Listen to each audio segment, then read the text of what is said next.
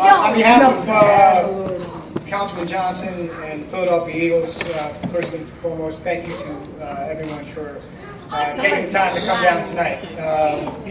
A couple of weeks ago, an unfortunate situation occurred with your equipment being stolen, potentially jeopardizing your ability to play football this season.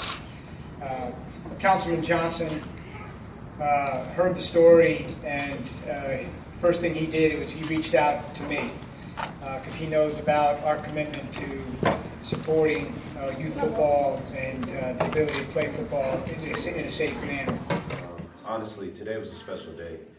We got an opportunity to give back to a youth football team, and just when I walked in the building, the type of reaction I got from those kids meant so much to me.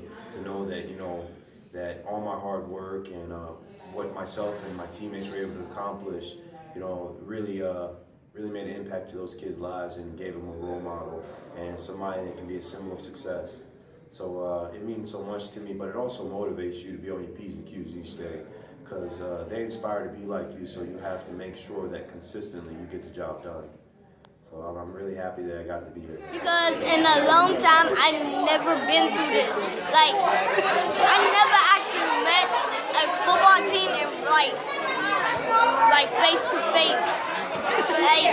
And I never seen an actual football player. Vision, stick to your vision and follow through on it.